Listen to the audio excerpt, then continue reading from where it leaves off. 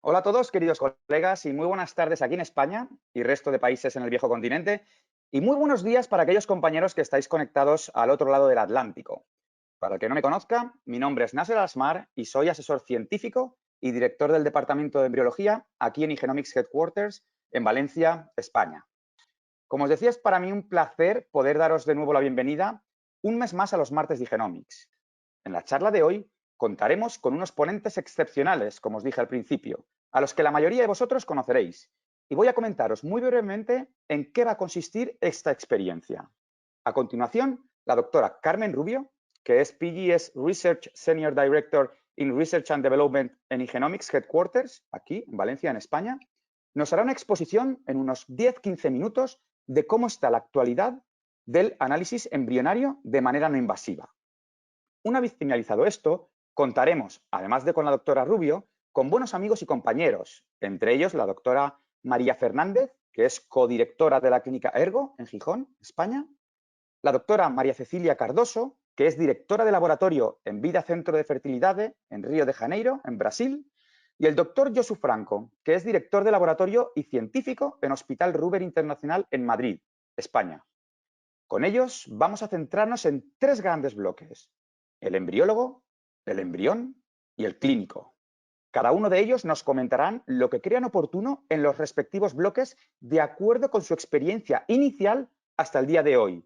Y una vez finalizados los bloques y el debate que se pueda haber generado, ya que evidentemente cada uno nos contará su versión desde su propia experiencia, pasaremos a comentar las preguntas que os puedan ir surgiendo a lo largo de la charla-debate o al final de la misma. Y dicho todo esto y sin más dilación por mi parte, doctora Rubio, por favor, cuando quieras puedes comenzar con tu exposición. Muy bien, pues como ya os ha dicho Nasser, os vamos a dar una pequeña introducción contándoos lo que hemos avanzado desde el último webinar que dimos sobre este tema, y realmente hoy los protagonistas sois vosotros, nuestros compañeros de los centros de reproducción que habéis confiado en nosotros y con los que hemos empezado a trabajar. Y desde aquí agradeceros a todos los que habéis empezado pues, a hacer estudios y a hacer validaciones, porque realmente el éxito del Embrace es gracias a vosotros. Y bueno, sabéis todos en qué consiste el Embrace. Ya hemos ido comentando en diferentes sesiones que hemos aprendido en estos últimos años que el embrión en cultivo secreta pequeños fragmentos de ADN embrionario al medio de cultivo y que podemos analizar esta gota de medio de cultivo y analizar los cromosomas que hay y van a representar la dotación cromosómica del embrión, y podemos hacerlo así pues de una manera no invasiva sin tener que realizar una biopsia. Sabéis que hemos estado trabajando y publicando los diferentes avances que hemos tenido en estos últimos años. Primero la prueba de concepto en el 2018, entendiendo e identificando la presencia de este ADN en el medio de cultivo. En el 2019, en el Fertility and Sterility, establecimos las mejores condiciones para poder obtener buenos resultados en el medio de cultivo, y aquí aprendimos que el momento ideal para obtener el medio de cultivo era en día 6 y que debíamos de tener los embriones muy libres de contaminación de células del cúmulos o de ADN ambiental. Y nuestra última publicación el año pasado en el American Journal of Obstetrics and Gynecology ya era un estudio multicéntrico donde ya participaban 8 centros trabajando con diferentes medios de cultivo, diferentes incubadores, donde vimos que se podía reproducir los buenos resultados. Esto nos permitió pensar que esto ya podría empezar a utilizarse a nivel clínico porque era robusto y reproducible, y así empezamos. Empezamos con este producto o con este servicio a nivel clínico el año pasado, en torno a julio y agosto. Sí que es verdad que hemos ido avanzando poco a poco porque el COVID no ha sido una gran ayuda para ninguno de nosotros. En las clínicas de reproducción asistida, pues introducir una nueva tecnología en momentos complicados no ha sido fácil. Y bueno, tenéis que modificar algunos aspectos en el protocolo de cultivo de estos casos y eso siempre requiere pues una adaptación. Y esta es una parte muy importante de lo que vamos a escuchar en la siguiente sesión coloquio. Aquí realzar algunos de los aspectos importantes del protocolo que luego comentarán nuestros compañeros. pues lo que os he dicho, necesitamos realizar una serie de pasos de lavado en el protocolo de los embriones para minimizar que en la gota final de medio de cultivo que vamos a analizar haya ADN que no sea del embrión. Queremos que haya ADN únicamente del embrión y por eso tenemos que ir controlando a lo largo del protocolo de fecundación in vitro y del cultivo que hemos eliminado el ADN de las células del cúmulus y de la granulosa y asegurarnos de que no hay contaminación externa. Y como antes he mencionado, la importancia de recoger el medio de cultivo en día 6. El extender el cultivo a día 6 para todos los embriones, los que van con una evolución más rápida o más lenta, pues ha planteado dudas cuando hemos ido hablando con vosotros en los centros de reproducción. Tenemos cada vez más evidencias de que llegan muy bien a día 6 aquellos embriones que también están expandidos o ya tienen buen desarrollo en día 5, que siempre y cuando nosotros testamos cromosómicamente un embrión y transferimos de acuerdo al resultado, el día en el que se vitrifica no va a ser importante en la implantación. Y aquí mencionar que obviamente al ser ciclos con embriones congelados y descongelados y ser una transferencia diferida, obviamente el útero está en día 5 cuando hacemos el transfer en diferido. Y luego hemos ido modificando los protocolos de cultivo. Al principio, en los últimos momentos del desarrollo embrionario, insistíamos en que cultivarais en gotitas, microgotas de 10 microlitros para concentrar más el ADN embrionario, pero como veréis también vamos a trabajar muy bien con sistemas time-lapse, donde podemos cultivar los embriones en 20 y 25 microlitros y también va a funcionar muy bien el sistema. La parte más importante de todo el trabajo que hemos hecho ha sido nuestra última publicación, que ya os presentamos, donde pudimos analizar 1.301 muestras de biopsias de trofectodermo y los medios de cultivo de los mismos embriones y además pudimos analizar biopsias de masa celular interna. Aquí establecimos nuestras concordancias, pero además nos dio toda la información para ir desarrollando nuestra herramienta de diagnóstico, nuestro algoritmo de diagnóstico en medio de cultivo, que no es el mismo que en biopsias de trofectodermo porque está adaptado a la diferente naturaleza de este ADN embrionario. Y con esta herramienta hemos podido establecer nuestro sistema de priorización, de la manera en la que nosotros pensamos que se puede implementar el Embrace clínicamente es entendiéndolo como un biomarcador más que nos da una información muy importante del contenido cromosómico del embrión. Tenemos la morfología, podemos tener la morfocinética, pero si además tenemos información del medio de cultivo, con todo esto combinado podemos identificar qué embriones tienen la mayor probabilidad de dar lugar a un embarazo evolutivo. Para nosotros, desde el punto de vista de la genética, los embriones con más probabilidad de dar lugar a un embarazo que implanta y que no termina en aborto son aquellos que tienen un contenido cromosómico correcto. Y en eso se basa nuestro sistema de priorización. ¿Qué resultado del medio de cultivo nos indica que ese blastocisto tiene más probabilidad de corresponderse con un blastocisto cromosómicamente normal? De manera que si tenemos un ciclo de fecundación in vitro, que aprovecho para decir, puede ser ICSI o FIV, no hace falta que sea para nada ICSI, puede hacerse también con FIV. Analizamos los medios de cultivo de todos los embriones, por ejemplo 4, como vemos aquí, y a continuación analizamos el medio de cultivo, identificamos los que tienen más probabilidad el resultado es que de los diferentes embriones que tenemos os damos un orden de transferencia, los que os recomendaríamos transferir en primer lugar, en segundo lugar o en tercero.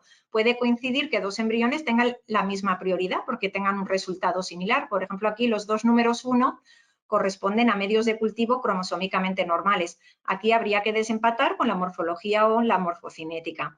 Y este es un poco el sistema que estamos utilizando clínicamente. ¿Y qué indicaciones? Esta es la gran pregunta que siempre nos hacéis y que también va a surgir como parte de la charla debate que tendremos luego. Pues estamos teniendo un feedback muy interesante por los diferentes centros con los que estamos contactando en los diferentes países. Cada país tiene una legislación diferente para lo que es el análisis de los embriones y también cada país tiene una incidencia o una frecuencia de casos con PGTA. Hay países donde se hace mucho PGTA, países donde se hace muy poco y realmente esto también condiciona en qué indicaciones se quiere aplicar el Embrace. En algunos países o en algunas clínicas se está optando por pacientes de buen pronóstico, porque nosotros pensamos que el Embrace es para cualquier paciente de fecundación in vitro. Si estamos pensando en mujeres que no tienen una indicación estricta de PGTA, pues estamos viendo que hay centros que lo están aplicando en programas de donación de óvulos, en casos de buen pronóstico cuando ya ha salido una beta o una prueba de embarazo negativa. Hay centros donde prefieren aplicarlo en aquellos casos que tienen buena respuesta con más de 3 embriones de buena calidad, casos de infertilidad desconocida. En otros sitios, pues se está planteando en pacientes que ya tienen de por sí un riesgo alto de aneuploidías.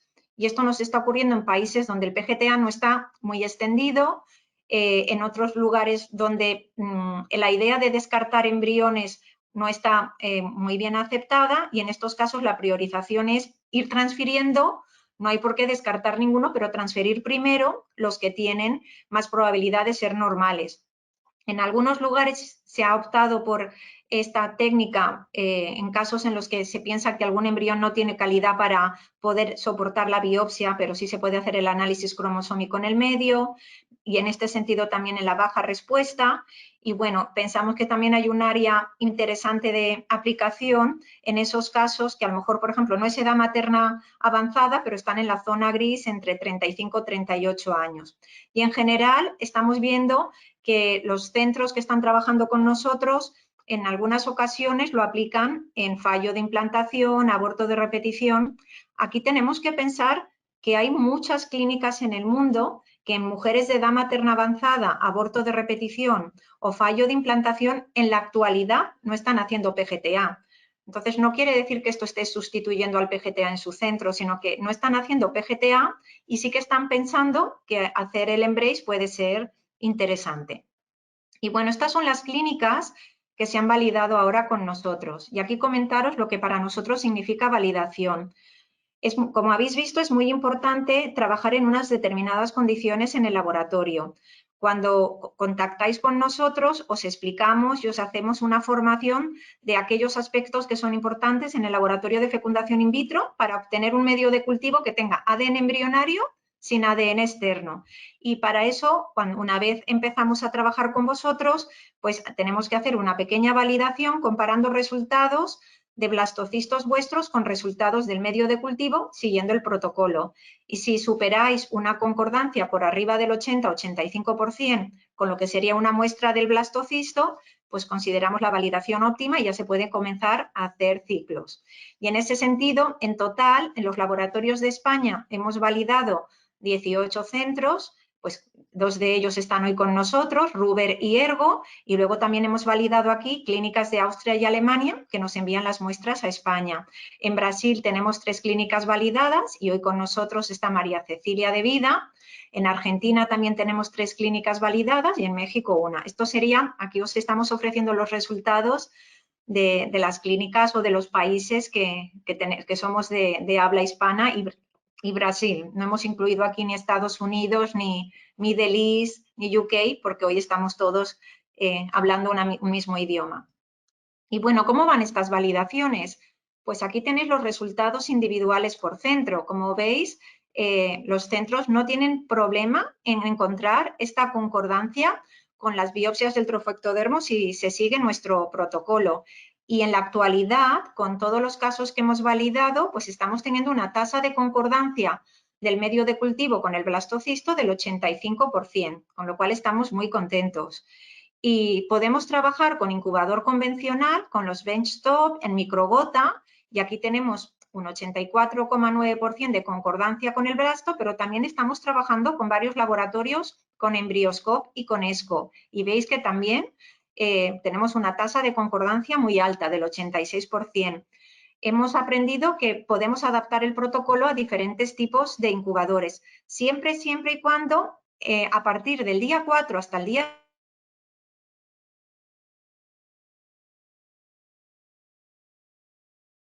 también en algunos casos hemos comparado los resultados clínicos no con la biopsia, sino con blastocistos que se descartan en el laboratorio porque no se vitrifican ni se transfieren. En estos casos vemos que la concordancia es muy buena, del 87%. Y bueno, ¿qué casos clínicos hemos hecho hasta ahora? Pues desde que comenzamos, Pues hace aproximadamente 8 meses hemos hecho ya 126 pacientes, hemos analizado 390 medios de cultivo, una media de 3 por paciente. La media de edad, como veis, es 37,6, no son pacientes muy jóvenes. En casi un 63% tenemos al y como veis hemos hecho bastantes casos en fallo repetido de implantación, edad materna avanzada, aborto de repetición, donación de óvulos, factor masculino, FISA normal y pacientes de buen pronóstico. Aquí os estamos diciendo hemos hecho 25 ciclos más, pues porque se están haciendo también casos clínicos en Taiwán, en Dubái y en USA. Estamos viendo pues una buena aceptación en diferentes países, aunque vamos, como veis, poco a poco intentando trabajar sobre seguro. Y bueno, esto es todo lo que os quería presentar hoy. A partir de ahora, tienen la palabra nuestros compañeros. Muchas gracias, Carmen, por el excelente resumen que nos has hecho. Además, te has mantenido en tiempo, ¿no? Que eso está, eso está siempre de agradecer. Y nada más, ahora sí que voy a pedir paso a nuestros compañeros, a María, María Cecilia y Josu, que si me permitís os voy a tutear para hacer esto todo como un poquito más ameno, ¿no? Más distendido, que si podéis conectar vuestras cámaras. Pues nada, empezaremos con lo que serían los distintos bloques de los que hemos estado hablando al principio. Y mientras los compañeros, ahora, ¿qué tal? Buenas, ¿cómo estáis, chicos? Buenas ¿Todo tardes. bien? Todo Hola, bien. Bueno, pues ya habéis visto que estamos hablando de una cantidad de gente y de países distintos esperando y ansiosos por ver lo que nos decís. Estoy viendo que de los 800, más de 800 inscritos, estamos rondando ya los 500 en directo, con lo cual, pues bueno, de alguna manera creo que va a ser muy interesante el debate que podamos abrir ahora. Y como comentaba al principio, decía que íbamos a hacer 3 grandes bloques, ¿no? Pues yo creo que podríamos empezar por el primero. Y, pues bueno, en este sentido vamos a hablar del embriólogo, ¿no? Esa figura esencial, fundamental en el laboratorio. Y, pues bueno, en este caso voy a empezar con María Fernández, para que nos cuente un poquito su experiencia, con lo que tenga que ver con el embriólogo en el laboratorio.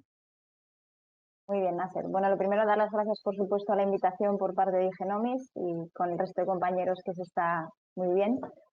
El tema de lo que hemos tenido que cambiar un poco en el laboratorio, la verdad que de manera general ha sido poco. Sí es verdad que algunos puntos que ahora os comentaremos sí hay que tener mucho más cuidado, pero lo que es el trabajo diario de un embriólogo básicamente sigue siendo el mismo. Una de las cosas a tener en cuenta, como todo embriólogo sabe, pues bueno, cuando acabas el día de trabajo dices, bueno, a ver qué tenemos mañana, vamos a preparar cuántas funciones, cuántas transfer, cuánto hay. Pues ahora hay que añadir cuántos trasiegos hay, ¿vale? Porque hay que preparar el medio, hay que preparar el aceite, habría que pensar si preparar las placas, y todo eso tendría que quedar visto el día antes, o por lo menos nosotros lo hacemos así, para tener previsto sobre todo el tema de los medios. Una vez que llegamos al laboratorio, cuando estamos hablando de día 4, que era lo que comentaba Carmen, visualizar primero un poquito cómo están los embriones y ver aquellos que sí que tienen buena pinta de poder seguir compactando, ser módula y ser los que vamos a ponernos a trasegar posteriormente. El momento del trasiego, por lo que siempre nos dijeron cuando nos dieron la formación, es uno de los más críticos, donde hay más riesgo de posibles contaminaciones. Entonces, pues un poco echarle a veces sentido común, ¿no? Obviamente mascarilla y gorro, por supuesto, pero también una bata desechable de manga larga, guantes por encima, poco movimiento alrededor del embriólogo que lo va a hacer para que no haya mucho trasiego alrededor de esa persona. Todo muy limpio, estamos hablando de pipetas que utilizamos única y exclusivamente para hacer las gotas que van a ser para Embrace, cajas de puntas solo para Embrace, limpiar muy bien todo, hasta los rotuladores con los que luego se va a rotular esas placas. Y bueno, nosotros también identificamos la placa de cultivo donde vas a poner esos embriones posteriormente, también ya desde el principio. Ya es cuando nos ponemos a hacer las placas, ¿vale? El medio y aceite ya estaría preparado del día anterior. Preparamos las gotas de lavado, como decía Carmen. Siempre, cosa también súper importante, es que haya un stripper, un capilar, por cada uno de los embriones que vamos a trasegar. Y eso sí que ha sido algo diferente, porque normalmente tenemos un capilar por paciente, pero en este caso es que cada paciente puede necesitar 3, 5, 7, 14 capilares, depende de cuántos embriones tengas que trasegar.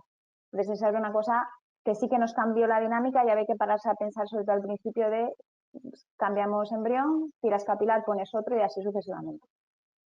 Una vez que la placa está hecha, vuelve al incubador y ahí ya pues es el momento ya de poder desvestirse y parar, ¿vale? Esa es la parte del trasiego.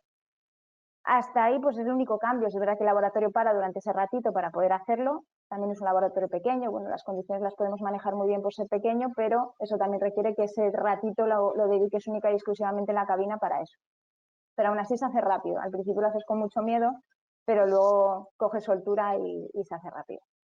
Luego el siguiente punto así un poco más crítico es el tema de la vitrificación, que también saldrá más adelante cuando hablemos de los embriones que son en día 6.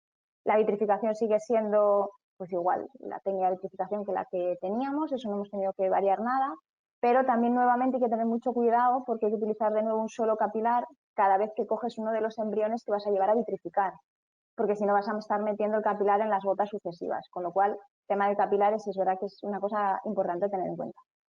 Nosotros vitrificamos primero todo y una vez que está todo vitrificado ya recogemos tranquilamente las gotas, porque para hacer eso nuevamente nos vestimos con la bata larga, guantes, etcétera. Sacamos el rack, que lo sacamos del congelador un ratito antes, y hay otra vez protocolo, limpiar todo muy bien, la pipeta que es exclusivamente para Embrace, las puntas que son solo de Embrace, rotular muy bien también los Eppendorf con aquellos blastos que hemos visto que acabamos de vitrificar y que tienen calidad para vitrificar y por tanto son susceptibles de análisis.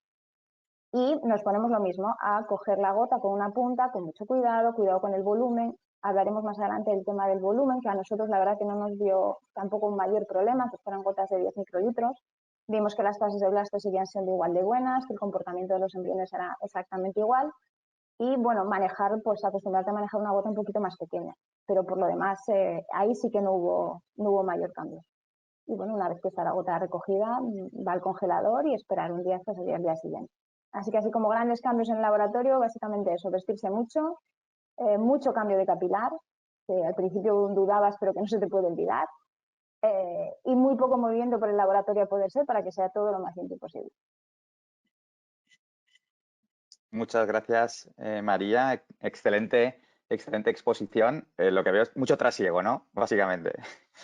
Evitar el trasiego. Y bueno, y luego en el trasiego, en toda el parte de lavado, importantísimo lo de decumular que decía Carmen, ahí es donde te lleva más tiempo. Nosotros hacemos mucha FIS clásica, entonces, aunque ya de por sí, cuando decumulas la FIS clásica vas con ojo si esa paciente es susceptible de Embrace, aún así le vuelves a meter un poco de repaso en el lavado. Esa decumulación también te lleva un ratito. Excelente, María. Muchas gracias. María Cecilia, por favor, coméntanos cuál es vuestra experiencia. Y es un poco diferente de María. Sí, nuestra principal preocupación es obtener una muestra de buena calidad para el análisis genético, es decir, con ADN suficiente para ser informativo, ¿no? Y que la muestra sea representativa del embrión, que significa sin contaminación con ADN materno, tampoco con el ADN del ambiente, tampoco con el ADN del profesional que lo maneja. Para nosotros, que teníamos mucha experiencia con la biopsia, inicialmente en día 3 y desde 2012 con trofectoderma, el tiempo final pasado con Embrace no ha cambiado con relación a la biopsia. Pero el flujo de cultivo embrionario sí cambia considerablemente.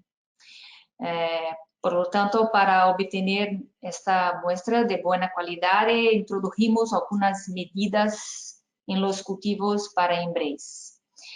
Si una medida introducir stripper tips, los capilares, ¿no? Que llaman, así, de diámetros progresivamente menores para una cuidadosa remoción de las células de la granulosa antes de ICSI o el día 1 después de la IVF convencional, ¿no?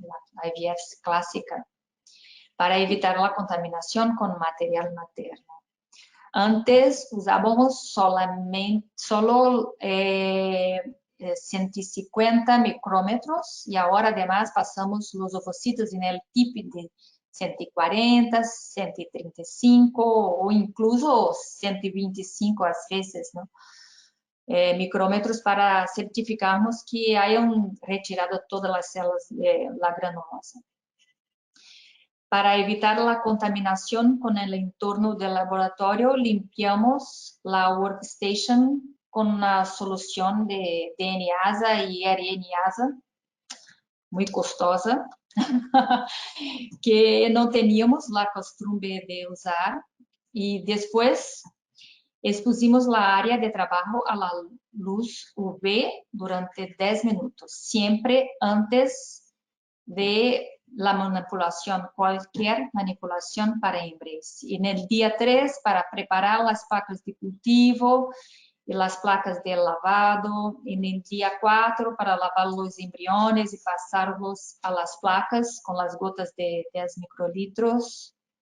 En el día 6, a veces el día 7, para recolectar el medio y hacer el tubing. Y para que los otros embriólogos trabajen cómodamente en el resto del laboratorio mientras la luz UV está encendida, proporcionamos una cortina opaca, un blackout, para cubrir la abertura de la cabina. Entonces no hay problema de trabajar en cuanto estamos con la luz UV encendida, ¿no? Para evitar la contaminación con ADN del embriólogo, comenzamos a usar las batas quirúrgicas nuevas para cada manipulación. Y la limpieza de los guantes con la solución de DNase y RNase antes de la manipulación. Y finalmente, para evitar que el aceite interfiera con la lectura de ADN, tuvimos algunos casos con muestra no informativa. Si usamos ahora 2 puntas por gota recolectada, ¿no? Una, sí, voy a mostrar. Una para recolectar, ¿no? Para retirar el medio, y la otra para apoyar la cámara externa y retirar el aceite. Entonces, no lo sé. Nuestro objetivo es reducir la tasa de no informativos a 0, ¿no? Esto que estamos haciendo, entonces, son algunos cambios que introducimos para proveer Genomics con muestras de buena calidad. Muchas gracias, María Cecilia. Sobre todo también, yo creo que por contarnos esos pequeños trucos, ¿no? Que ayudan siempre y que son fundamentales para que el resto de compañeros que tengan algún problema pues, con el aceite, como comentas, que puede dar problemas a la hora de obtener resultados no informativos, oye, pues que de alguna manera ayuden a todos los compañeros a que tengamos mejores resultados. Muchas gracias. Josu, por favor, cuando quieras tu opinión. Bueno, después de, como soy el último, hay muchas de las cosas que ya se han comentado, pero sí que es cierto que una de las principales cosas es valorar de nuevo en el circuito del trabajo de cada día el tema del trasiego. Nosotros somos un laboratorio que estamos pues muy dinámicos en el tema del diagnóstico genético preimplantacional, pero al introducir el no invasivo, 2 puntos muy claves, como se ha dicho ya por mis compañeras, así como por Carmen, es un poco el tema de los lavados y eliminar la mayor cantidad de células de granulosa de contaminación para evitar luego posibles resultados menores. Entonces, lo que hacemos, dedicamos bastante tiempo desde el momento de la extracción de los óvulos, cuando tenemos que pelarlos, siempre los dejábamos bastante limpitos, pero ahora somos muy escrupulosos en ese paso. Y tal y como se ha dicho, las stripper que utilizamos, el diámetro de 130 a 135, pasamos los óvulos por ese diámetro para que realmente tengamos bien limpios los óvulos y somos somos escrupulosos en ese paso a la hora de realizar el proceso. Luego, cuando tenemos que realizar en día 3 y recordar, porque claro, cuando estamos haciendo un diagnóstico genético preimplantacional ya preparas una placa de posbiopsia y ya está, pero ahora tienes que preparar las de lavado, tienes que preparar también la de cultivo. Nosotros lo preparamos todo el mismo día, así como por ejemplo María prepara en el medio y creo que he entendido que al día siguiente preparan la placa en el mismo momento, nosotros preparamos ya la placa y lo que es el medio todo el día anterior, un poco más por comodidad y por trasiego de trabajo del laboratorio. Creo que puede facilitar y no hemos visto ninguna diferencia. Pero sí muy importante el poder tener toda la superficie y el área de trabajo muy limpia. Tenemos pipetas específicas para el Embrace, pero nosotros lavamos también con medio libre de DNASA la pipeta, o sea, aunque solo utilicemos esa pipeta, cada Embrace que vamos a hacer la volvemos a limpiar, limpiamos bien, ponemos un poco de líquido en una gasa, limpiamos bien, limpiamos la stripper, somos muy escrupulosos, bata quirúrgica también y todo el área de superficie. Creemos que eso es bastante importante. No solamente para preparar en día 3 cuando estamos preparando las placas, no solo de lavado, sino de cultivo, sino al día siguiente en día 4 y una de las cosas que hemos establecido de rutina, porque al principio solíamos incluso variar un poco la hora, decíamos, bueno, pues si esperamos un poquito más no pasa nada, porque como vamos a esperar 40 horas mínimo a la hora de realizar en día 6 la extracción del embrión, pero somos muy escrupulosos en mirar los casos de Embrace, los primeros a primera hora de la mañana, para saber qué embriones tenemos que realmente cambiar, primera hora de la mañana, prioridad, y si hay funciones previamente, hay una persona exclusivamente que se dedica a ello y lo hacemos lo primero, porque hemos visto que puede mejorar el resultado y luego ya valoraremos un poco con respecto al embrión, pero ese miedo que existe de encontrarte muchos embriones full hatching, etcétera, nosotros luego os diré datos, pero no lo hemos visto y ese miedo, vamos, os digo que desde nuestro punto de vista hay que quitárselo. Entonces, a primera hora de la mañana, en día 4, aquellos embriones que están empezando a hacer mórula o que han llevado una cinética un poco de desarrollo, aunque vayan un poco más lento, los cambiamos, pero aquellos que vemos que en día 2, día 3, ya en día 3 no tienen más que 5 células, es que no los pasamos ya. O sea, ya empezamos a hacer un cribado desde el punto de vista del embriólogo. No pasamos todos, evidentemente una stripper por cada embrión en día 4 y una vez que lo hemos pasado a medio de cultivo, para el tema de la vitrificación, lo que sí que estamos realizando es la persona que va a hacer el Embrace. Nos solemos estar dividiendo, lo hacemos en equipo, si estamos un fin de semana y nos toca una única persona sola, pero entre semana lo que hacemos un poco también para facilitar, una persona se viste, mira qué embriones se pueden vitrificar y la misma persona que se ha vestido pasa los embriones a la placa de vitrificación que hay una persona exclusiva para vitrificar. De tal manera que es esa persona que ya está vestida quien pasa el embrión, ya tú ya vestido, si quieres en ese mismo momento quitas el medio o más adelante la placa la dejas en el incubador con las condiciones y ya lo quitarás porque están en las mismas condiciones de temperatura, CO2 y vapor y de humedad y no hay ningún problema. Pero utilizamos entre semana 2 personas para ir un poco más agilizando en ese momento o dependiendo un poco del flujo y de la cantidad de trabajo. Y sí que hay que adaptarse un poco, sobre todo en el tema de ser muy escrupuloso, aunque hagas DGP, ser escrupuloso con los lavados, el quitar las células de granulosa al inicio, pero los resultados, o al menos lo que estamos viendo de momento, pues estamos contentos y cuesta al principio igual un poco cambiar el concepto de un poco más de trasiego, un capilar por cada embrión, pero tampoco vemos un aumento de tiempo o de decir, madre mía, que da muchísimo más trabajo más que si estás haciendo de rutina un diagnóstico genético preimplantacional. Esa es un poco nuestra experiencia. Muchas gracias, Josu, por compartirla con nosotros. Carmen, no sé si quieres hacer algún comentario antes de pasar al siguiente bloque o alguno de vosotros mismos tenéis que añadir alguna cosa más. Pues Carmen. Yo sí que resumo los puntos más importantes y primero permitirme un comentario que la embrióloga que tenemos aquí representada en el dibujo es como si fuera María Cecilia. Yo no sé si María Cecilia se ha dado cuenta, pero realmente es como si fuera María Cecilia. Te hemos tomado de modelo para hacer nuestra formación. Bueno, yo creo, muchísimas gracias, porque es verdad que habéis resaltado los puntos que son muy importantes, habéis incorporado sugerencias que creo que son muy buenas para la gente que está planteándose empezar.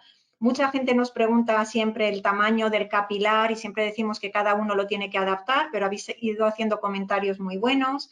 La importancia de cambiar el capilar, sobre todo en los lavados del día 4, a la hora de denudar bien los ovocitos o los cigotos, siempre decimos denudar bien, pero sin estresar el óvulo, es decir, en lo que vosotros os sintáis cómodos, porque aquellas células que no se hayan podido decumular el día del ICSI o el día de la fecundación, en el día 4 se van a soltar más fácil con los lavaditos, o sea que tampoco hay que preocuparse mucho. Importante lo que habéis comentado, que en la vitrificación, para retirar el embrión también hay que tener en cuenta que es un capilar por placa, creo que es muy importante. Que el tamaño de la gotita no os ha preocupado, pero bueno, para algunos de vosotros, si el tamaño de la gota de 10 microlitros es muy pequeño, ahora hemos aprendido que se puede hacer un poco más grande, entonces nos lo podéis comentar e intentamos adaptar el protocolo a vuestras dudas y a vuestra forma de trabajar. Yo creo que los que ya os habéis validado intentamos interaccionar mucho con vosotros. Luego creo que es interesante lo que ha aportado María Cecilia, lo de, pues bueno, sí, vamos a trabajar cuando hay más gente en el laboratorio y necesitamos poner el ultravioleta, lo de la cortina, creo que está muy bien también. Muy bien también lo de la limpieza de los guantes con DNASA, que puede que estar muy bien. Y luego muy ocurrente lo de la otra punta para retirar el aceite que queda por fuera de la punta de la pipeta. Y aquí comentar, aspiramos despacito la gota, sin aspirar aceite, pero aspirando todo el medio, y si se queda aceite fuera, pues bueno, hay muchas estrategias. Una puede ser coger una placa e intentar en el bordecito, otra puede ser con otra punta. Yo os puedo decir que en el 95-99% de los casos nos llega el medio de cultivo sin la fase de aceite, lo cual está muy bien. Pero si en algún momento siempre os decimos que miréis, que cuando hayáis aspirado miréis que no queda aceite, y si veis que tenéis problema podemos trabajar con esto. Y luego yo os he apuntado también algo muy interesante que nosotros muchas veces recomendamos, pues para intentar trabajar en condiciones con menos riesgo de contaminación ambiental, pues quizá si os lo podéis organizar, pues los pasos estos especiales, hacerlo a primera hora de la mañana, tanto los lavados de día 4 como la recolección del medio en día 6. Ya no tanto a lo mejor la recolección del medio, pero como habéis dicho, el pasar los embriones a la vitrificación. Y ya solo querría apuntar, porque sí que tenemos en este equipo gente que tiene experiencia de trabajar con un sistema de time-lapse que no cultiva los embriones individualmente, como el Geri. Y esa pregunta también nos ha venido muchas veces. ¿Qué hacéis en esos casos en los que a partir del día 4 hay que hacer cultivo individual? Pues si lo podéis comentar brevemente. Bueno, María, tú que has empezado la primera, comenta y... No, nada, nosotros sí es verdad que mantenemos cultivo hasta día 4, quedan grabadas las primeras divisiones, esos ritmos de división, y justo en el último momento pues entonces se saca, pero como decía Josu, aquellos embriones que vemos que se han parado, que no se van a ser trasegados, sí que los dejamos no obstante en time-lapse, pues bueno, por información.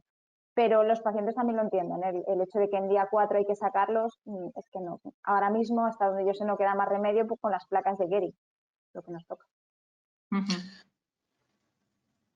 Bueno, nosotros cuando tenemos que informar al paciente que realmente en día 4 tenemos que sacar el embrión, le especificamos que va a un sistema también controlado de baja concentración de oxígeno con una buena tasa de blastocisto, y en día 5 no vemos los embriones porque utilizamos el mismo sistema que antiguamente, cuando no había sistema de time-lapse y querías minimizar el riesgo de sacar los embriones para valorarlos a microscopio, pues nosotros lo que hacíamos era directamente mirábamos día 1, día 3 y directamente día 5. El día 4 no lo mirábamos. Aquí, como nos vamos a un día más y realmente el día 5 nos podría aportar información por saber si está haciendo blasto, pero como no hay que hacerlo porque puede afectar un poco al sistema de cultivo y al embrión que se va a generar directamente de día 4 a día 6, y no tenemos absolutamente ningún problema. Es más, a los pacientes que informamos diariamente, cuando les explicamos esto, les decimos, en día 5 no os vamos a llamar para comentaros cómo están los embriones porque vamos directamente a día 6. Creo que es un punto muy importante explicarle bien al paciente eso,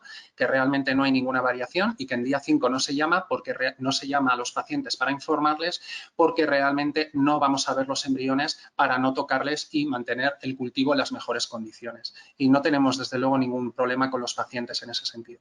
No, al contrario, ver efectivamente esas primeras divisiones, que no haya divisiones reversas, que no haya divisiones de 1 a 3, que sí que pueden ser las en lo que más nos puede aportar un time-lapse, las vas a visualizar. Solo te queda la cavitación. Entonces, teniendo la primera parte, biológicamente tienes, digamos, lo más importante. Pues muchas gracias por los comentarios. Yo simplemente, antes de pasar al siguiente paso, voy a añadir una pequeña cosita. Hablando del timelapse, Carmen, que has estado muy oportuna, porque muchas de las preguntas que están entrando son técnicas, un poco también por quizás desconocimiento del protocolo. Nos preguntaban por timelapse y específicamente nos estaban preguntando mucho por Embryoscope Plus. Habéis comentado la parte del Geri. En el Embryoscope Plus, lo que sabemos nosotros mismos es que ya están contactando con clínicas porque ya tienen nuevas placas con pocillos individuales. Lo digo para que toda aquella clínica, si no le han contactado, que puedan contactar con su distribuidor para preguntarles por estas placas de pocillos individuales. Y con el Geri, pues bueno, nos han comentado que nos irán informando de si van desarrollando este tipo nuevo de placas. Pasamos ya, si os parece, al segundo bloque, una vez hemos cerrado este excelente primer bloque que habla del embriólogo, y vamos a hablar de otro de los grandes protagonistas, como no, el embrión. Y en este bloque voy a pedirle a María Cecilia que comience, por favor, a comentarnos pues todo aquello que tenga que ver con el embrión y con esos posibles miedos de los que hablábamos, como llevar a día 6 o otro tipo de temas. María Cecilia, por favor.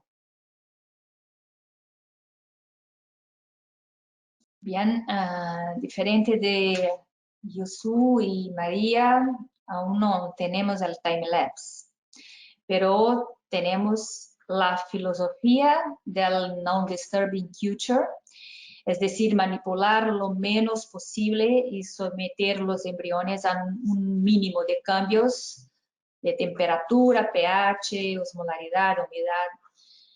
Por lo tanto, preparamos las placas de lavado de embriones, una por embrión, con un día de antelación en el día 3, con el mismo medio de cultivo y no con medio tamponado, con el mismo medio de cultivo de los embriones.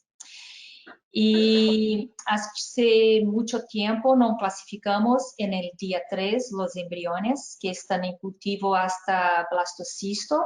Sin embargo, para Embrace, el día 3 los fijamos rápidamente a través de la lupa para asegurarnos que los óvulos fecundados se han clivado correctamente o incluso para sorprendernos con la clivaje de un óvulo en que no se ha observado la fecundación. Siempre he estado segura con los cultivos en gotas de 10 microlitros propuestos en el protocolo de Embrace. En términos generales, proporcionalmente sería con un pez de mi tamaño en un tanque de 20 metros cúbicos. Lado he hecho el cálculo. Entonces, es tranquilo. La experiencia ha demostrado que este volumen no es dañino para los blastocistos, tanto que la tasa de la blastulación no ha cambiado con Embrace. Por otro lado, me anima a proporcionar al blastocisto de Trophectoderma clase C la posibilidad de transferencia. Se ha demostrado que estos blastos se implantan, ¿no? Sin embargo, tienen más riesgo de sufrir debido a la biopsia. Entonces, el Embrace proporciona más chances a los blastos de mala calidad, ¿no? Entonces, pensando en los embriones, me anima el Embrace.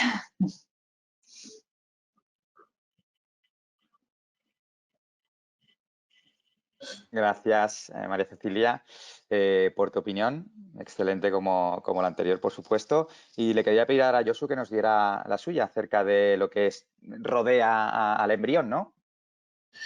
Bueno, principalmente yo creo que la pregunta más importante o lo que a veces compañeros me preguntan o la experiencia es qué ocurre con los embriones si llevarlos a día 6 por el concepto que tenemos mentalmente de inicio puede dificultar o sobre todo con qué cantidad de embriones assisted hatching, es decir, full hatching, podemos encontrarnos, el miedo de encontrarnos embriones fuera de la zona pelúcida y que podamos aumentar ese porcentaje. Bueno, lo primero, el haber hecho el cultivo en microgotas, nosotros no teníamos ningún miedo porque previamente haciendo incluso diagnóstico genético preimplantacional o cuando no había time-lapse hacíamos el mismo cultivo en microgotas con un poco más de volumen, pero realmente incluso en la validación o antes cuando hacíamos microgotas habíamos visto que la tasa de blasto no nos había cambiado.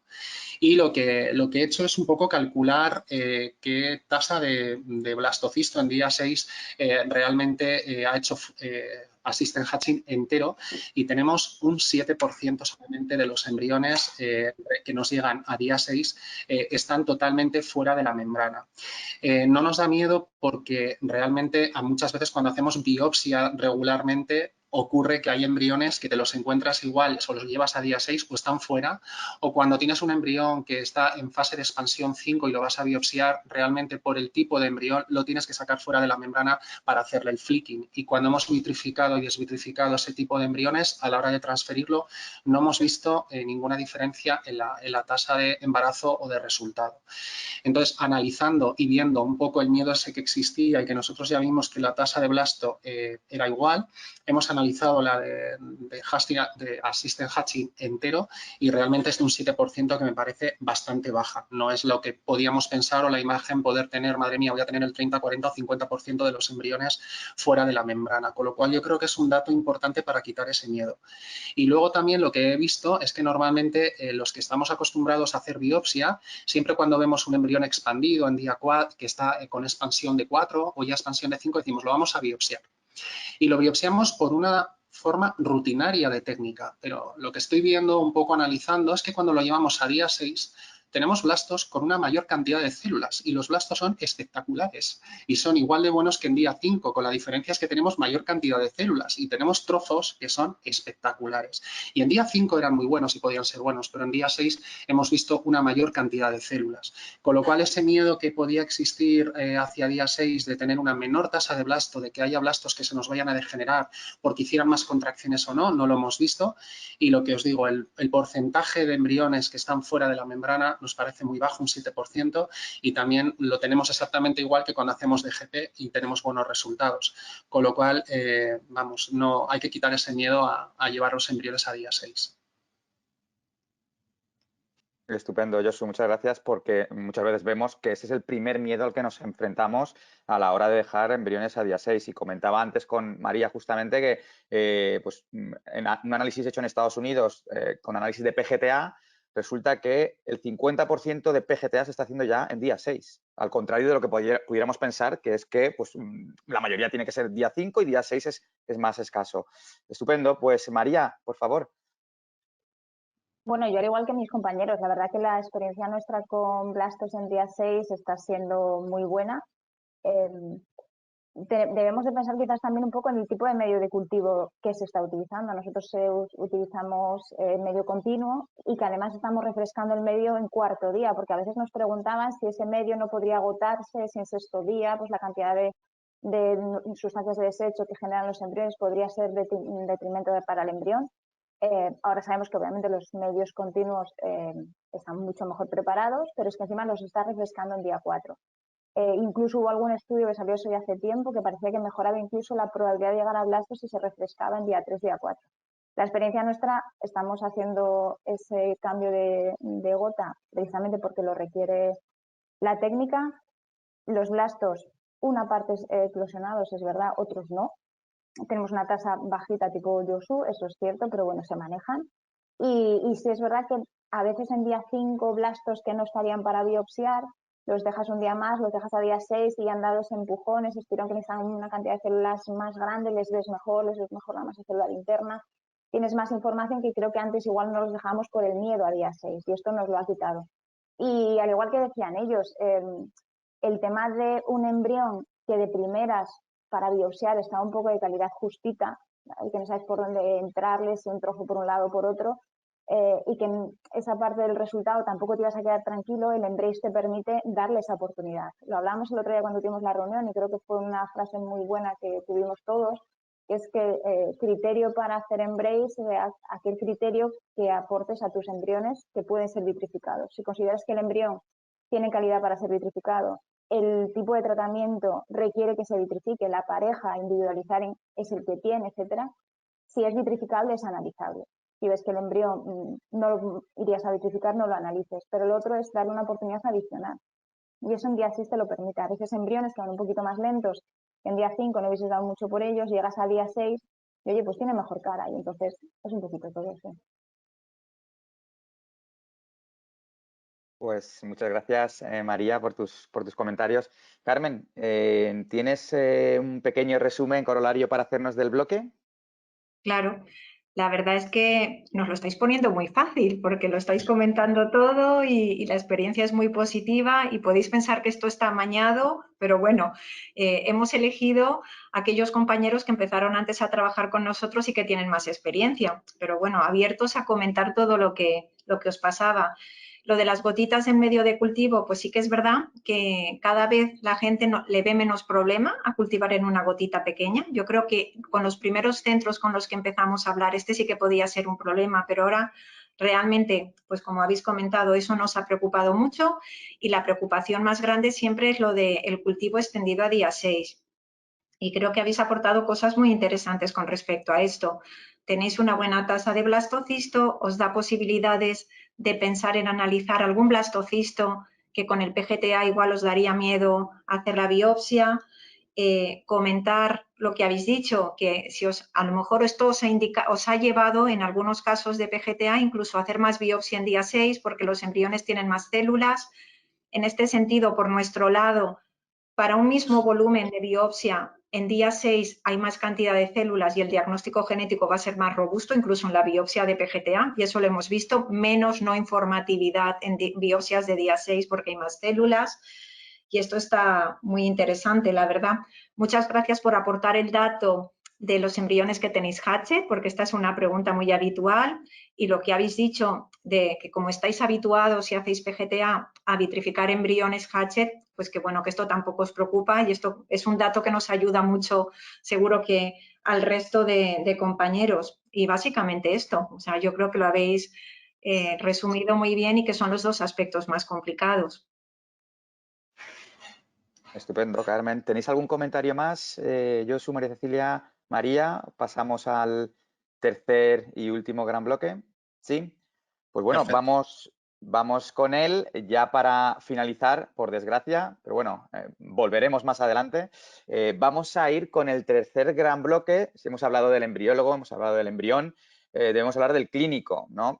¿Cuáles son las posibles indicaciones que Carmen nos comentaba en la introducción? Pues algunas que se habían pensado y muchas veces decimos que estas indicaciones las hemos hecho con vosotros, es decir, con lo que nos habéis aportado, lo que nos habéis dicho, lo que nos habéis indicado, hemos sido nosotros pues añadiéndolas en nuestro, digamos, pues bueno, en nuestras diapositivas, en nuestras presentaciones. Entonces, queremos saber un poquito más cuáles son las indicaciones para vosotros a día de hoy para poder recomendar a los pacientes el Embrace, un poquito que nos comentéis vuestros resultados. Sabemos todos que estamos empezando, pero bueno, que estamos echándole ganas y estáis echándole ganas, sobre todo, y que bueno, que queremos saber un poquito más de todo esto. Así que, Josu, te voy a pedir ahora a ti, por favor, que seas el primero en compartir con nosotros pues este gran bloque de la parte clínica.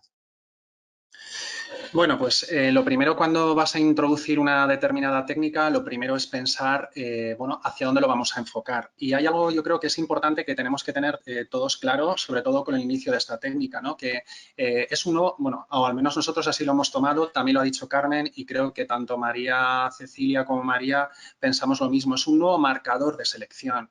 Es decir, de momento nosotros aquí en el laboratorio, que estamos muy habituados con el diagnóstico genético preimplantacional, creo que está empezando algo que nos puede ayudar a mejorar tasas de embarazo que hasta ahora, por mucho que tengas un buen laboratorio, siempre hay un tope, ¿no? O sea, yo creo que se ha quedado en un tope en determinadas técnicas y tenemos que ver cómo podemos mejorar o qué podemos hacer.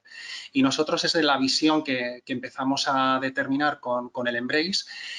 Nosotros en el laboratorio, en la unidad aquí en el Ruber, a partir de 38 años biopsiamos a los pacientes, hacemos un diagnóstico genético preimplantacional y lo primero que vimos tras la validación fue ver en qué tipo de pacientes podíamos hacer hacerlo. Entonces planteamos hacerlo en pacientes menores de 38 años y sobre todo en ovodonación también. ¿Por qué? Porque veíamos que sí que teníamos unas buenas tasas, pero que, bueno, pues no subíamos un poquito más el peldaño, ¿no? Y entonces dijimos, bueno, pues como metemos una nueva técnica, creo que puede verse primero, aparte de la validación, si nos puede ayudar y ver si aumentamos o subimos ese peldaño.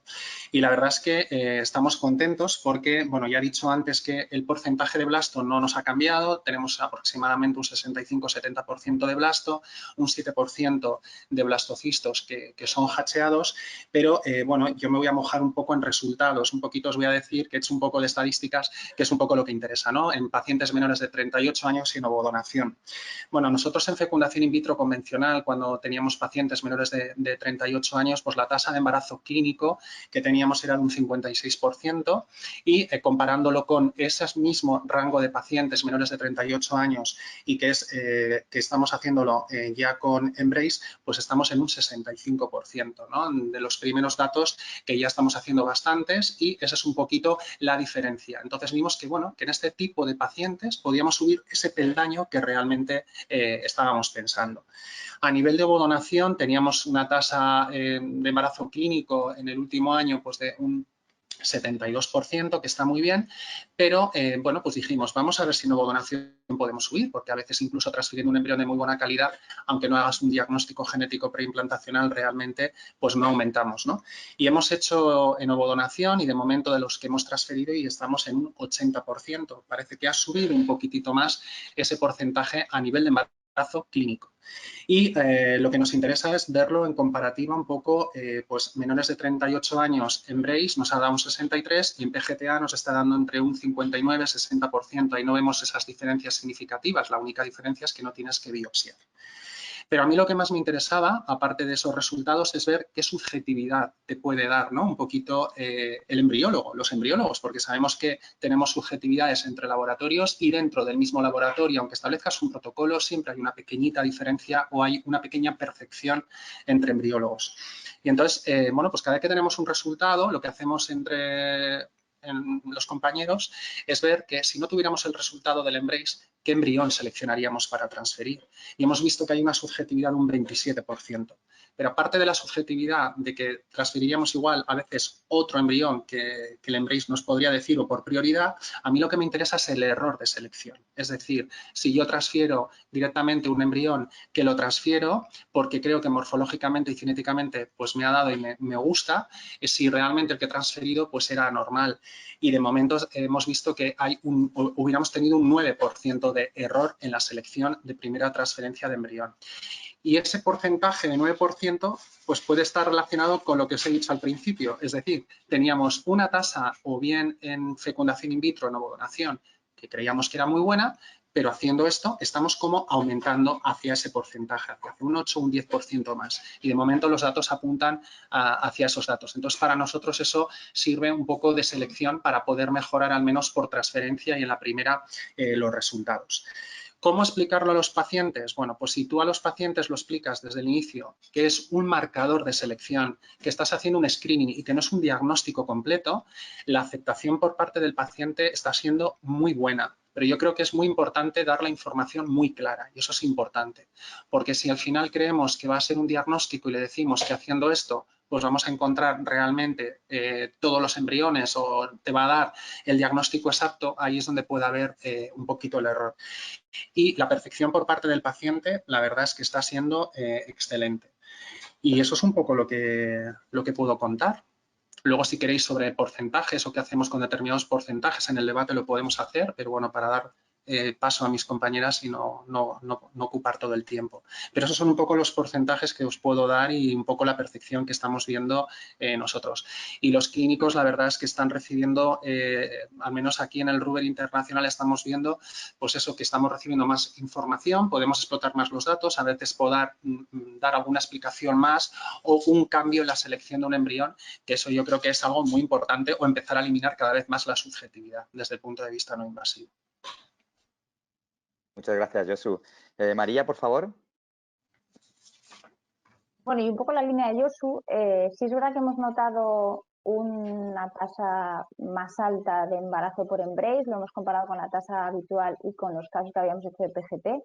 De hecho, bueno, la primera racha fue una cosa que hasta nos asustamos, lo íbamos comentando y dijimos, porque algo pasa aquí, luego empezó a aparecer algo negativo, era esperable también. Con lo cual, de manera general, los resultados están siendo muy buenos y con una aplicabilidad muy grande. Nosotros hemos extrapolado a casi pacientes en general, es decir, nosotros informamos de que existe esa técnica, que la tienen a su disposición y decimos si tienen como tal indicativo o no. Por ejemplo, si vienen con abortos previos, les recomendamos hacerlo porque nos ayudaría sobre todo a deseleccionar, ¿vale? O decir, pues mira, estos primeros los transferiríamos, pondríamos estos otros. Pacientes con muy buen pronóstico, gente muy joven que espera una respuesta muy alta, pues de 11 blastos que vayas a vitrificar, pues quizás al final solo puedas transferir 4, 5, 6. Saberlo también les va a ahorrar tiempo y dinero. Y luego también tenemos los casos de pacientes de edad ya más avanzada que vienen con un solo ovocito, que llega a un solo blasto y que saben que por su edad tienen unas altas probabilidades de que el embrión venga mal. Entonces te piden saber algo más de él antes de transferirlo.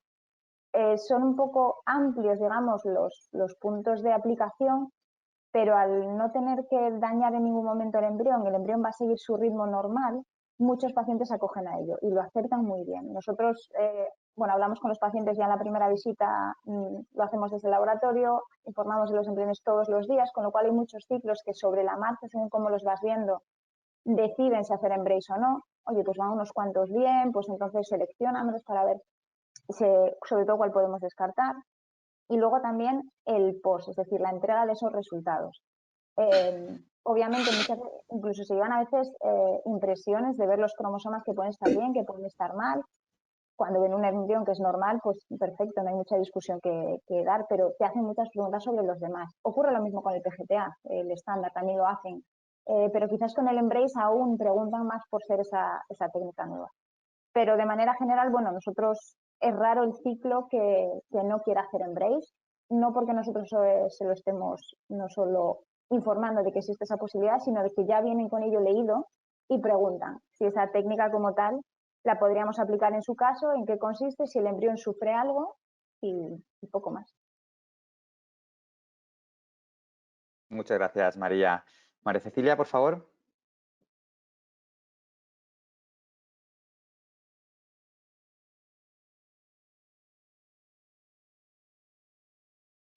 Muy bien. Bueno, en la misma línea de María y Jesús, la mejor selección de embriones para la transferencia disminuye el tiempo hasta embarazo y disminuye la tasa de abortos, además de aumentar la tasa de implantación. No hay aquí en la clínica una indicación para Embrace. Algunos informes de nacimientos de niños normales a partir de embriones en mosaico o diagnosticados como aneuploides ponen en duda el hecho de que todas las muestras de trofectodermas pueden ser representativas del embrión en su conjunto, ¿no? Entonces, siguiendo esta línea de razonamiento, creemos que el análisis cromosómico no invasivo puede crecer con una forma coadjuvante de selección embrionaria más democrática, ¿no? Sin hacer completamente inviable la posibilidad de transferencia embrionaria. Es decir, con la propuesta de escalonar los embriones por prioridad de transferencia, llevando en consideración la edad de la paciente, la calidad embrionaria y el resultado cromosómico, por supuesto. Como siempre, hay mucho que aprender, ¿no? Sin embargo, sentimos una buena perspectiva con Embrace.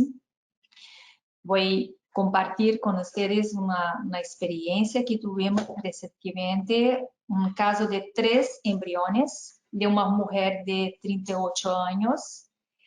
El primer embrión era femenino y tenía una trisomía del cromosoma 3, prioridad de transferencia 2. El segundo era un varón y tenía una trisomía del cromosoma 20, con prioridad de transferencia 3.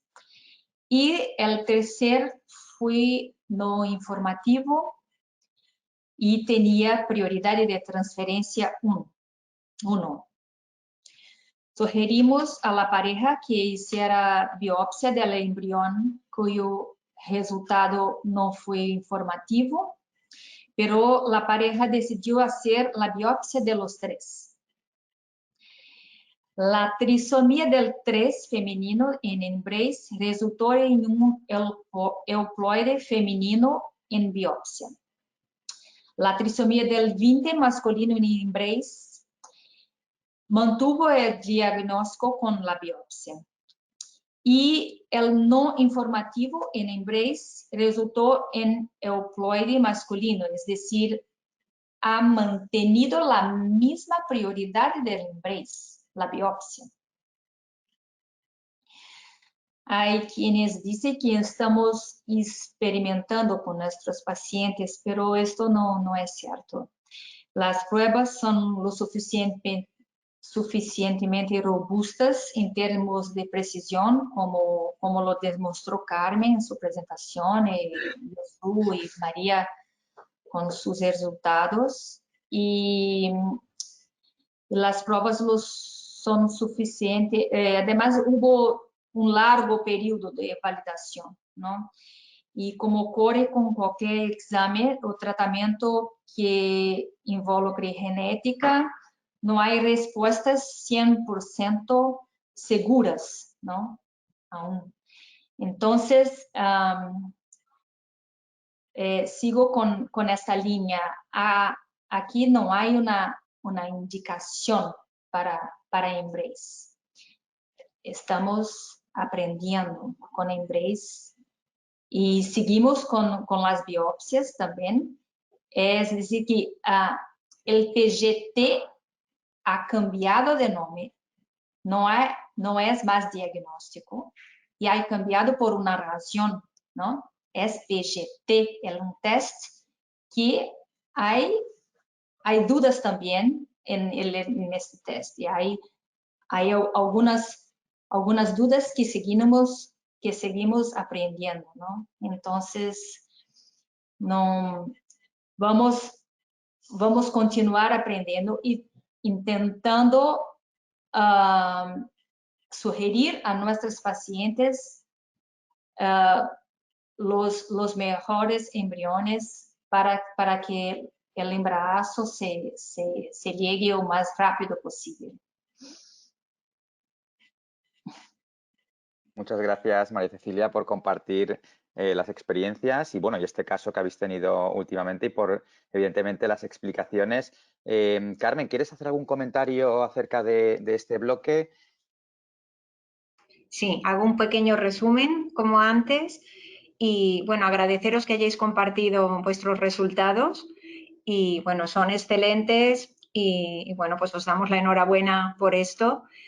Vemos que funciona bien, como habéis dicho, en pacientes con diferentes indicaciones y que es muy importante lo que habéis apuntado de que permite de una manera más objetiva identificar qué embrión puede dar lugar al embarazo antes, reduciendo el tiempo de embarazo y bueno, yo creo que la experiencia que estamos acumulando con vuestro feedback es que reduce el riesgo de aborto también. Agradecemos mucho que hayáis compartido pues que hay una buena aceptación por las pacientes y como lo explicáis, porque yo creo que al principio esto cuesta. Yo creo que primero cuesta explicarle a nuestros ginecólogos una manera sencilla para contarlo, para que en la consulta tampoco lleve mucho tiempo y esto no sea un problema a la hora de indicar el test. Es decir, tenemos que asumir muy bien cómo lo queremos explicar, transmitirlo a nuestros clínicos para que los clínicos lo puedan contar a las pacientes. Muchos de vosotros, embriólogos, habláis directamente a las pacientes y creo que en esos casos ha resultado más fácil la explicación porque desde el laboratorio creo que algo que tiene mucho que ver con técnica de laboratorio pues se comparte más fácil con las pacientes. Yo animo a que si hay ginecólogos hoy escuchándonos, que hablen con sus embriólogos a la hora de pensar la mejor manera de contarlo a las pacientes, porque yo creo que una parte muy importante del éxito de lo que estamos teniendo con vosotros es porque los embriólogos habéis estado muy implicados y muy entusiasmados con esto, y creo que eso ha hecho que se pueda explicar y se pueda implementar muy bien. Y me ha sorprendido también lo que habéis comentado, que os ha llegado ya alguna paciente diciendo que ya sabía del test y que lo solicitaba. Bueno, que creo que es muy interesante. Es verdad que el mundo ha cambiado y con todo lo que hay en las redes.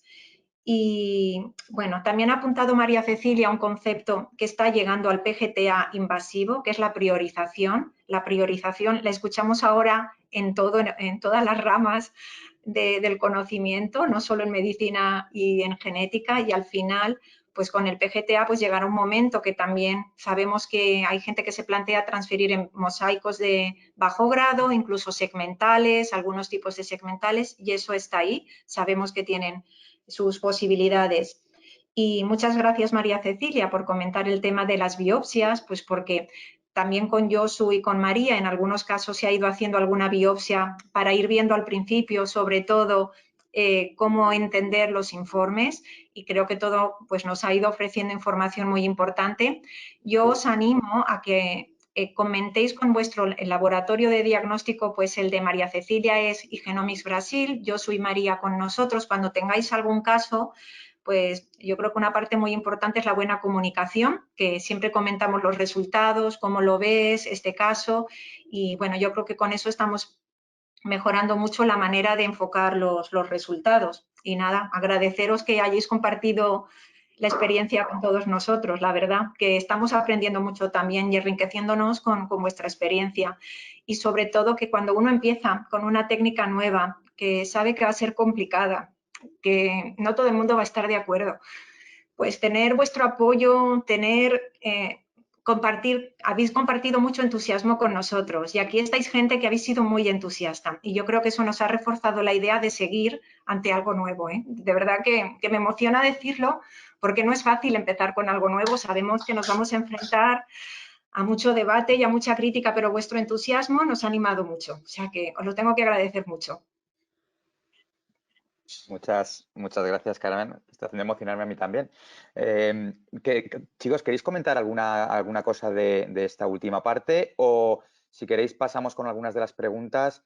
Deciros ya que hay un montonazo, que desafortunadamente nos estamos yendo de tiempo y vamos a empezar ya cuanto antes a debatir algunas de ellas, y decirle también a toda la audiencia que está con nosotros que vamos a tratar de contestarlas de alguna manera. Porque hay alguna pregunta quizás que va para alguno en concreto. Si puedo os la hago ahora, y si no, pues bueno, trataremos de contestarla a lo largo de la siguiente semana. Chicos, si no tenéis ningún comentario así espontáneo de esta última parte, si queréis voy comentando algunas de las preguntas, y hay alguna que me parece que es más tipo técnico, que directamente Carmen quizás puedes contestar, y otras más que es un poco pregunta en general. Por ejemplo, nos preguntan si habéis estado en la situación de tener muchos casos donde todos los embriones sean aneuploides por Embrace. No sé. ¿Quién se arranca? Josu, venga, que has hablado aquí el último. Bueno, pues la verdad es que yo creo que eso va a depender un poco de los criterios que establezcas desde el inicio y qué tipo de pacientes vayas a aplicar el Embrace. En nuestro caso, que tenemos pacientes menores de 38 años sin ovodonación, hemos tenido un único caso que yo recuerde en el cual hemos tenido, priorización, pues había un 24% de euploidía, ¿no? Entonces, en ese caso, es el único caso que hemos tenido. El resto no, siempre hemos tenido... también una cosa que se me había olvidado es que, por ejemplo, también he sacado el porcentaje de no informativo, y es un 6%, o sea que está dentro del rango y es bajito. Evidentemente hay que ir mejorando, pero yo creo que eso, a medida que vayamos teniendo más experiencia todos e incluso se vaya perfeccionando la técnica a nivel de todos los aspectos, eso irá bajando, pero es bajo. Y en principio solo hemos tenido un caso, pero yo creo que va a depender principalmente a qué pacientes vayas a utilizar el Embrace. Evidentemente, si utilizas el Embrace, lo vas a hacer en pacientes mayores de 40 años, pues el porcentaje de embriones que van a estar todos alterados va a ser muchísimo mayor. Entonces, en ese rango de pacientes nosotros no tenemos esa experiencia porque no lo estamos aplicando. Entonces, yo creo que la respuesta dependerá en qué tipo de pacientes vayas a realizar la técnica. Nosotros sí que aumentamos la edad a la que la aplicamos. Por encima de los 42 años nos encontramos algún euploide, pero lo habitual es encontrarse aneuploides. Gente que solo tiene un blasto para biopsiar, 2 en este caso para analizar, y sí que nos encontramos pacientes que no tienen ninguno para transferir como normal. Lo que ahí resulta complicado es que viendo ellos el informe y viendo que tienen cromosomas de más o de menos, de momento no se los quieren transferir por mucho que pongan prioridad. El tema de ver que están alterados con cromosomas les echa para atrás. Esa es nuestra experiencia con la gente que no tiene ninguno, que claro, son los casos difíciles, pues si tienes uno para transferir, empiezas por ese y ya está. Los difíciles son los que no tienen nada. Y si por encima de los 40-42 años tenemos más de 1, de 2 y de 3 pacientes, porque ya vas justito de número de blastos que te puedan llegar, porque vas justo por reserva ovárica, y era lo esperado.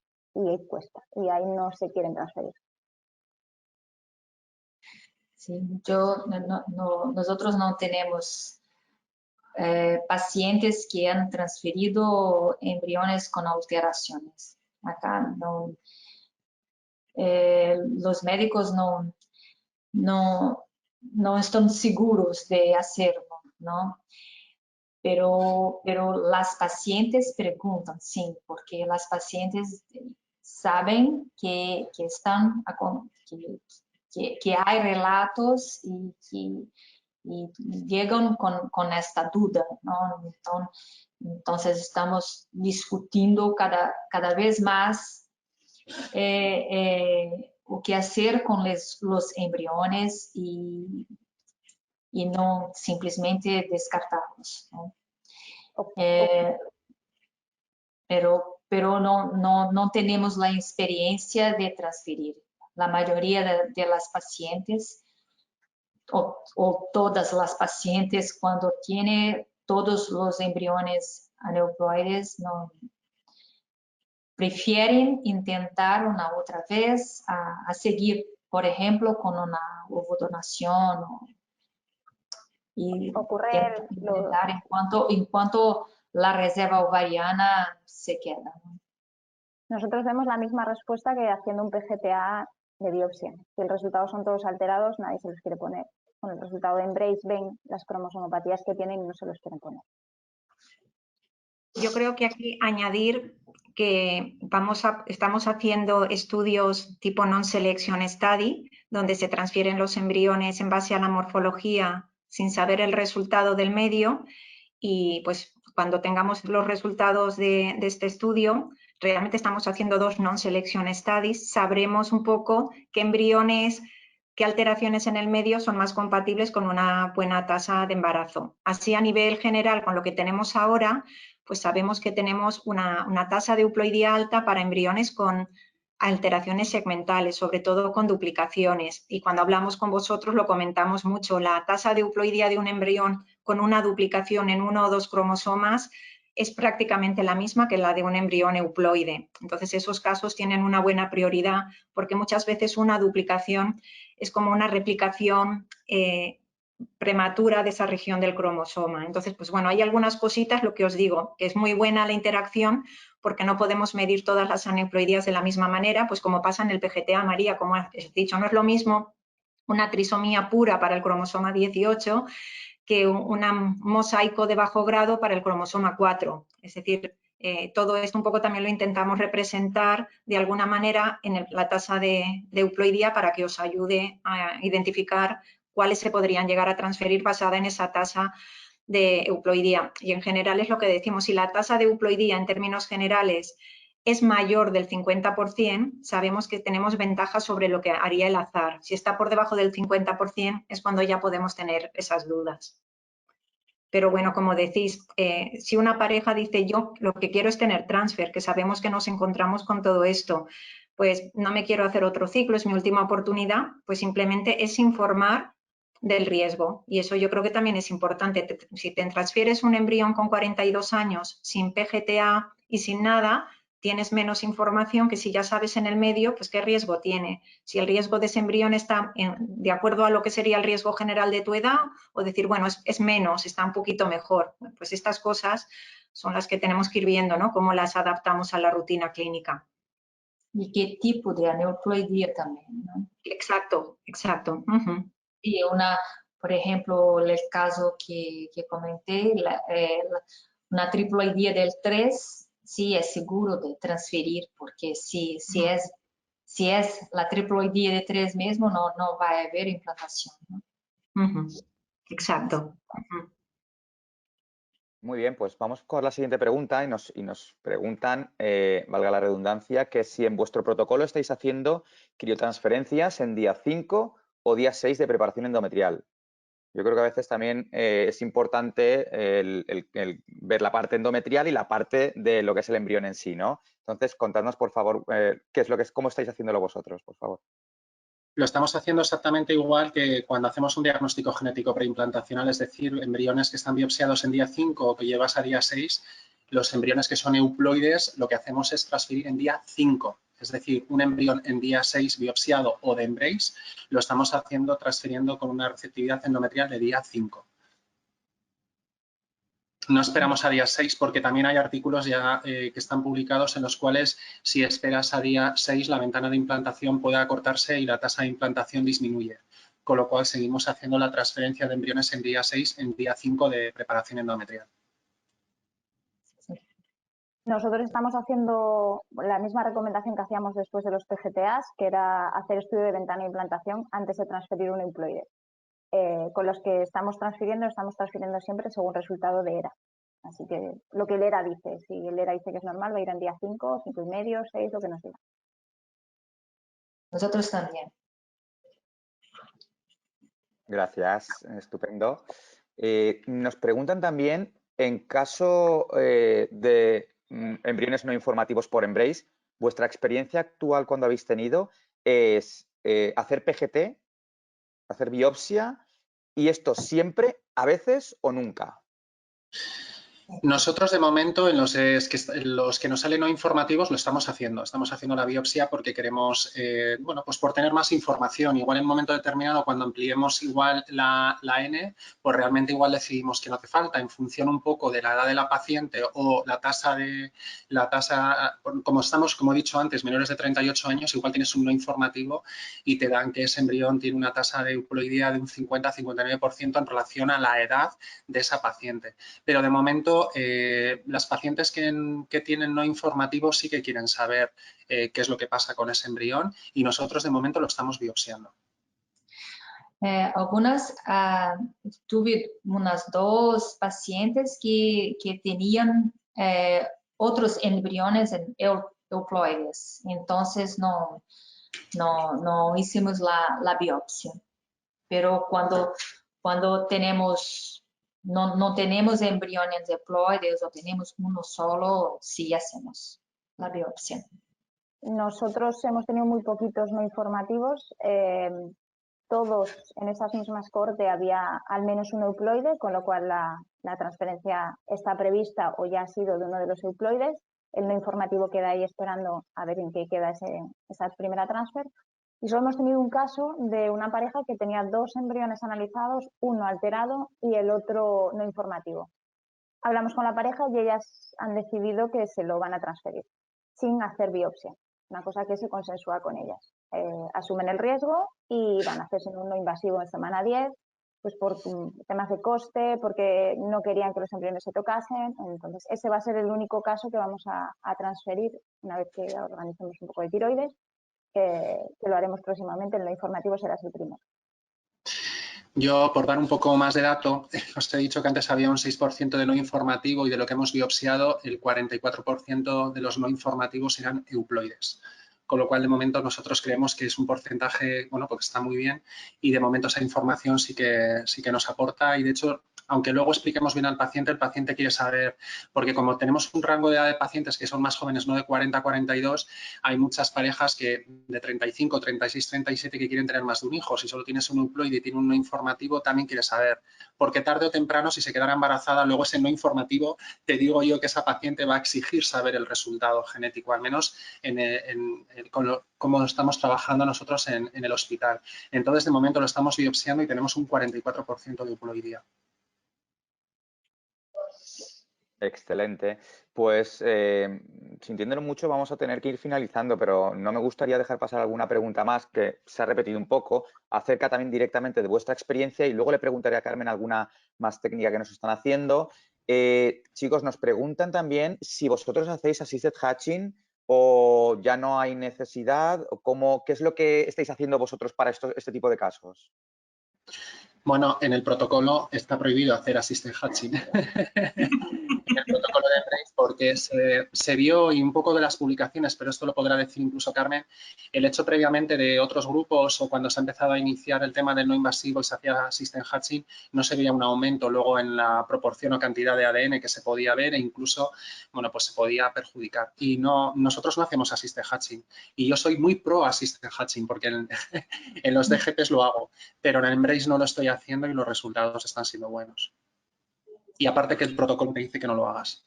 Nosotros os decimos que no lo hagáis porque realmente queremos un protocolo realmente no invasivo y no hacer un assisted hatching, aplicar calor, y porque realmente el hacer el assisted hatching no aplica ningún beneficio a lo que es la obtención de ADN. Si vosotros consideráis que una paciente se va a beneficiar de un assisted hatching porque tiene la zona pelúcida, por ejemplo, endurecida o tal, vale, pero no por el protocolo de Embrace.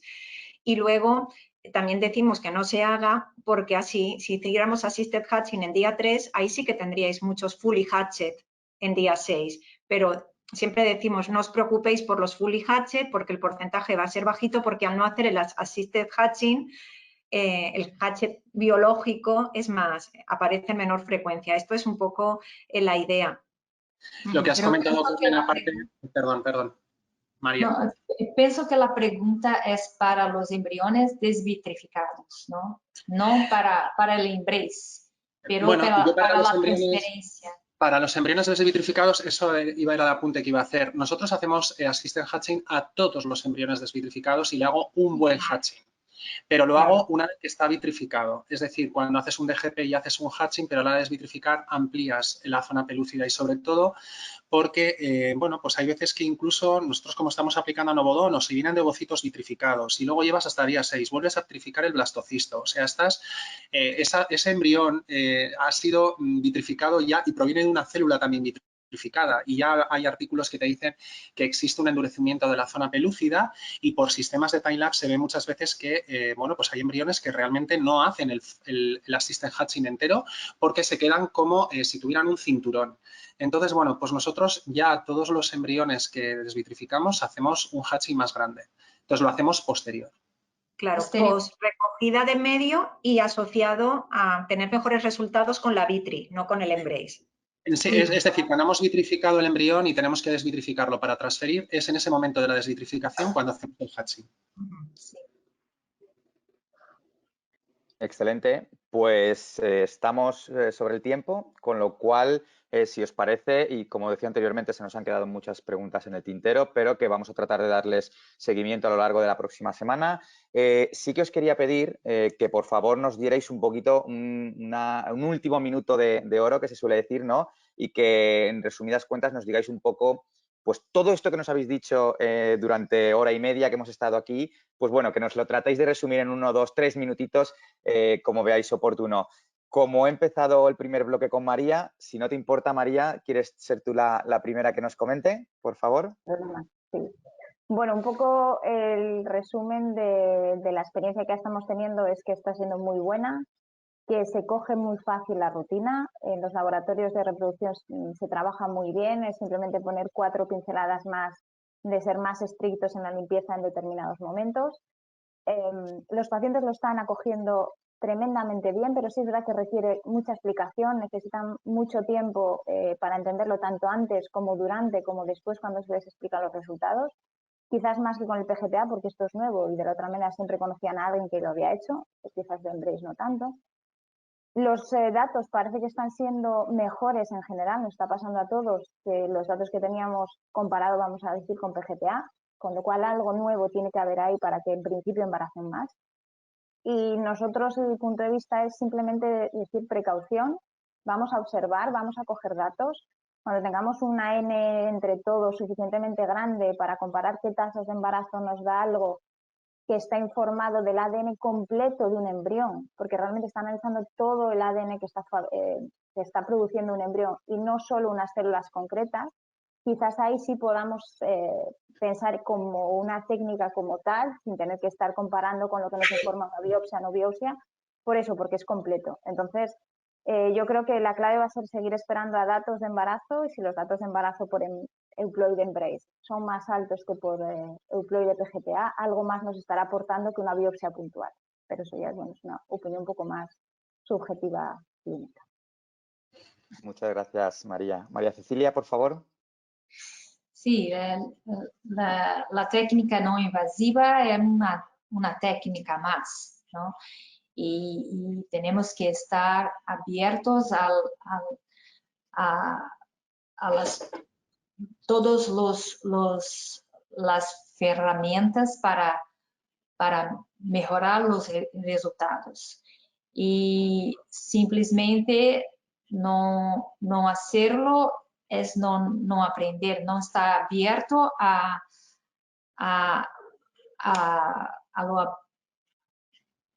lo aprendimiento, no lo sé cómo se abre, para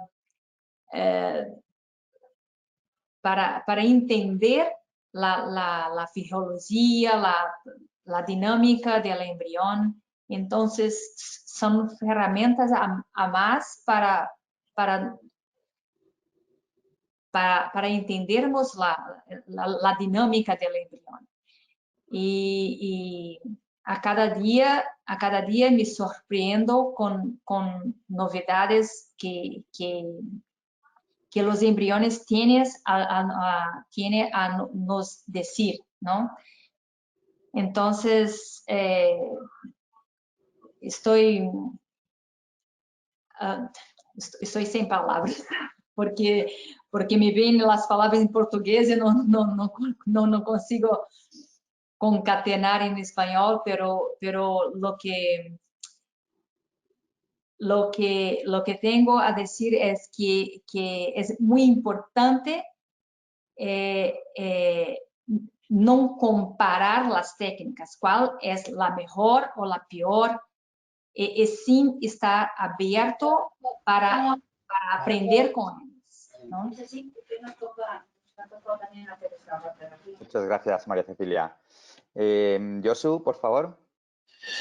Bueno, yo el resumen o como 4 mensajes que creo que es importante tener en cuenta. Lo primero que creo que puede ser, que yo creo que va a ser una nueva técnica como marcador de selección. Yo creo que eso es importante tenerlo en cuenta, que hasta el momento evidentemente es necesario más datos, pero todos los datos apuntan en la mejora de resultados y que nos puede ayudar sobre todo a lo que decía antes en el tope de que realmente incluso con la morfología, con los medios de cultivo que se han cambiado y con los sistemas de time-lapse, parece que llegamos a un tope donde no subimos ese tope y que nos queda mucho por aprender.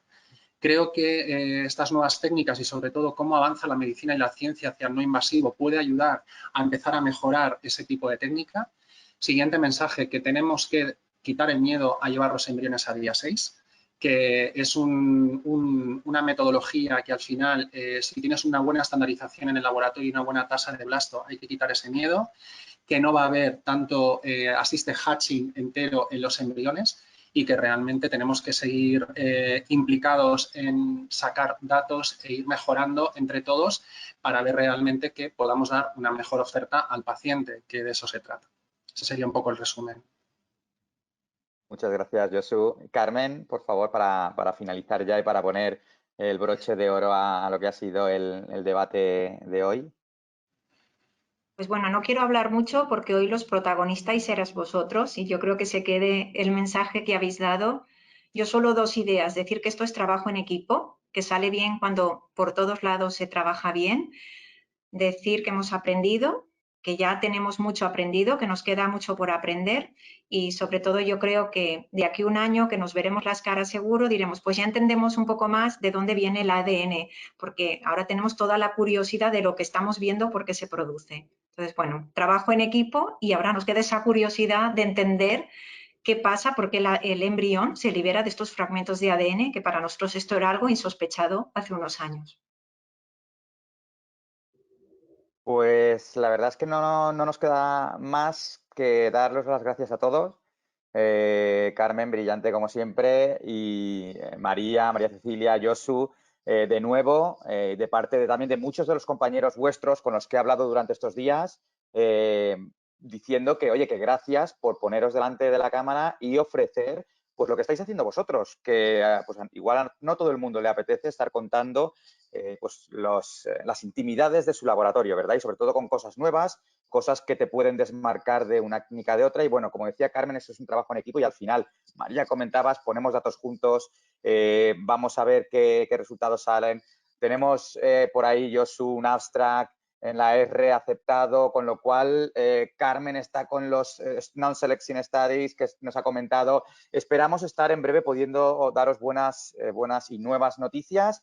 Y primero, de nuevo, daros las gracias a los 4 por haber estado hoy con nosotros y también daros las gracias a todos los que estáis en vuestras casas. Como os decía, más de 800 inscritos, hemos estado con unas 500 personas. Ahora mismo estamos por encima de las 400 personas que están en directo escuchando lo que teníais que contarnos y nos están mandando muchos mensajes de agradecimiento a todos vosotros. Así que tanto a los panelistas como a los espectadores oyentes, muchas gracias a todos y os esperamos probablemente en un mes.